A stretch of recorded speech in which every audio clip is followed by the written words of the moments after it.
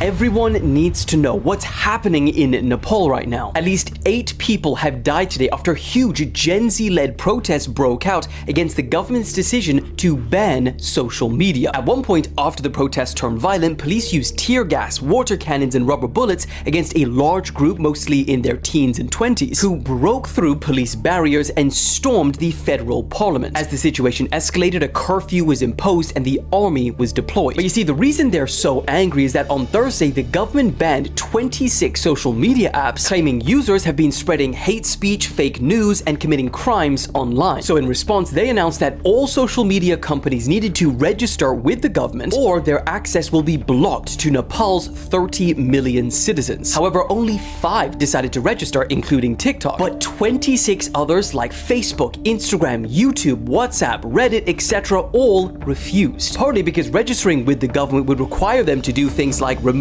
prohibited content within 24 hours of complaint, develop algorithms to prevent illegal content publication, monitor for hate speech, misinformation, and harmful content, and comply with content removal orders from the government. But since the majority didn't register, the social media blackout has already caused chaos because many companies rely on social media to make money. Many use it to communicate with family working and living abroad. Many use it for news and information. And then, of course, there's the biggest issue, the freedom of speech. Many people allege that this is an attempt to silence people's voices and their criticisms against government corruption. In fact, a series of draft bills being debated in Nepal's government right now could mean that people are fined or even jailed for content that is deemed against national interest, and would also allow the government to shut down newspapers and revoke the licenses of journalists. And that's a huge issue because today's protests were only inflamed by the social media ban. The main root of the frustration is government corruption. Their prime minister has hit back at these allegations, one, denying them, and also saying he would not tolerate the nation being undermined, and that the independence of the nation is greater than the loss of jobs of a handful of individuals. And so, as of right now, TikTok is pretty much the only platform that they'll even be able to see this video on.